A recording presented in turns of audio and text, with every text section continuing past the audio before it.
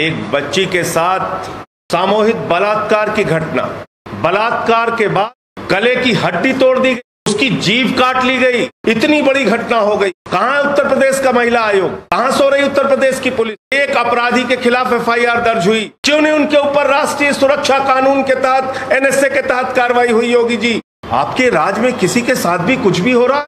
छोटी छोटी बच्चियों के साथ उत्तर प्रदेश में बलात्कार हो रहा है, हत्याएं हो रही हैं, और योगी की सरकार बलात्कारियों को बचाने में लगी हुई है। कैसे बेटियों को न्याय मिलेगा उत्तर प्रदेश में? हमको बताइए योगी जी। अरे मेरे तो एक बयान के ऊपर आप देशद्रोह लगा देते हैं। आज 14वां मुकदमा लिख दिया मेरे ऊपर। आप सच बोलने वालों को धमकाते हैं, आपको शर्म नहीं आती? आपकी सरकार को जंगल राज भी कहना कम होगा। मेरा सिर्फ इतना कहना है कि आज उत्तर प्रदेश के अंदर बेटियां सुरक्षित नहीं है। ये हो रहा है योगी के राज में। कुमारी मायावती जी भारतीय जनता पार्टी का मुखपत्र निकाल रही है। आप दलितों की इतनी बड़ी नेता हैं, 4 बार की मुख्यमंत्री, इस सरकार के खिलाफ मुखरता से बोल नहीं पाते।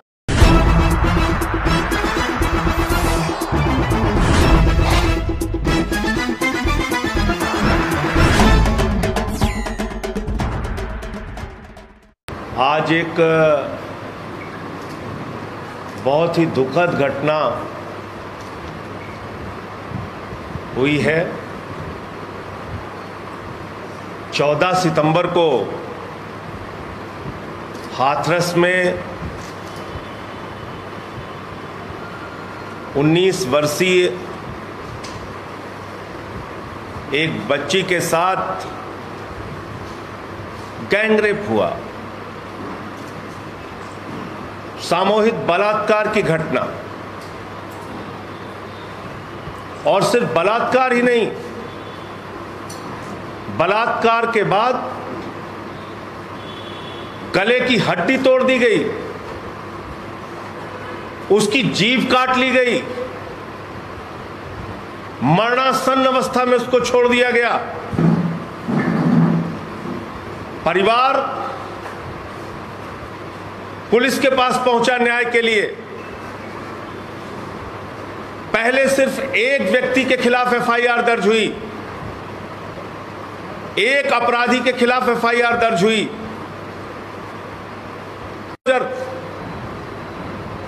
क्यों नहीं पलटी उनकी भी जीप? क्यों नहीं उनके ऊपर राष्ट्रीय सुरक्षा कानून के तहत, एनएसए के तहत कार्रवाई हुई? योगी जी, आपके राज्य में किसी के साथ भी कुछ भी हो रहा है? मैं जौनपुर गया था, एक छोटी सी बच्ची के साथ बलात्कार करके उसकी हत्या कर दी गई, वो भी दलित परिवार से थी। ये बिटिया भी वाल्मीकि समाज से, जो हाथरस की घटना हुई। लखीमपुर में गया मैं, वहां भी एक छोटी सी दलित परिवार की बच्ची के साथ बलात्कार करके उसकी हत्या कर दी गई, नृशंस हत्या। छोटी छोटी बच्चियों के साथ उत्तर प्रदेश में बलात्कार हो रहा है। बलात्कार करने के बाद उनके शरीर को छत विछत कर दिया जा रहा है, हत्याएं हो रही हैं। और योगी की सरकार बलात्कारियों को बचाने में लगी हुई है।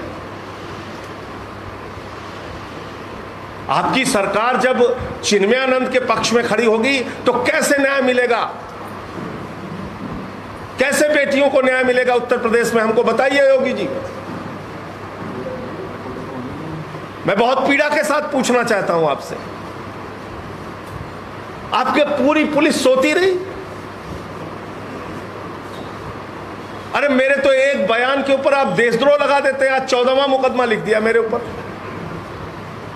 14 एफआईआर हो गई। रोज आप एफआईआर लिखते रहते हैं। आपकी पूरी ताकत लोगों की आवाज को दबाने में लग जाती है, लेकिन अपराध रोकने के लिए आप कुछ भी नहीं करना चाहते। आपकी सरकार को जंगल राज भी कहना कम होगा, क्योंकि जंगल का भी कुछ कानून होता है। आपकी राज्य में कोई कानून व्यवस्था नहीं होगी जी। इतनी बड़ी घटना हो गई। कहां है उत्तर प्रदेश का महिला आयोग? कहां सो रही उत्तर प्रदेश की पुलिस? क्यों बलात्कारियों को बचाने की कोशिश की गई? क्यों उन बलात्कारियों के खिलाफ कार्रवाई नहीं हुई? क्यों इस बिटिया को सही समय पर इलाज नहीं मिला? क्यों आप उसके मरने का इंतजार करते रहे?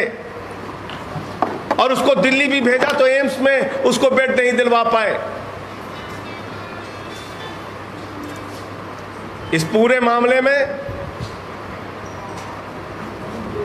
एक और घटना हुई बीच में। वरिष्ठ पत्रकार हैं रोहिणी सिंह, उन्होंने कोई ट्वीट किया और उस ट्वीट के ऊपर इनका सूचना निदेशक है शिशिर सिंह, वो धमकी भरे शब्दों में लिखता है कि 105 गिरफ्तारियां हो चुकी हैं और इतनी एफआईआर लिखी जा चुकी है।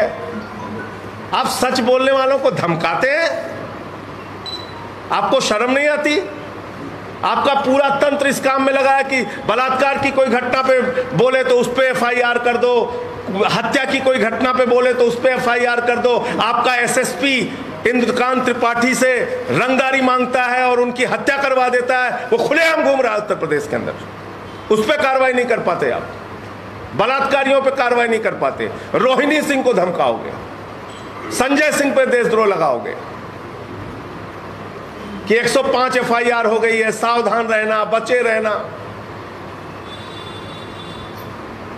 अरे तुम बच्चे हो, तुम्हें पता नहीं? मान लो उन्होंने आगरा लिख दिया था, तुम लिख देते हाँ ये घटना आगरा की नहीं हाथरस की है। पूरी घटना को ही तुमने कह दिया ये फेक न्यूज है, फलाना है, ढिमका है। तो मेरा सिर्फ इतना कहना है कि आज उत्तर प्रदेश के अंदर बेटियां सुरक्षित नहीं हैं।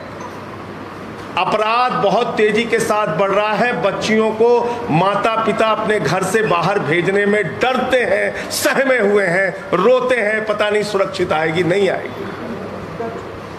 बलात्कार भी हो रहा है, हत्याएं भी हो रही हैं और पूरा योगी जी का तंत्र और इनका पुलिस तंत्र पैसे वसूलने में, रंगदारी वसूलने में, रंगदारी नहीं दी तो हत्याएं कराने में जुटा हुआ है और हत्या करके वो एसएसपी खुलेआम घूम रहा है। अब तक उसके खिलाफ कोई कार्रवाई नहीं हुई, बल्कि उसकी एक चिट्ठी भी वायरल हो रही है कि उसको क्लीन चिट दिया जा रहा है। तो कुल मिलाकर ये जो घटना हुई है, इसने पूरे उत्तर प्रदेश की जनता को, पूरे देश के लोगों को हिलाकर रख दिया है। दरिंदगी, हैवानियत की पराकाष्ठा है ये।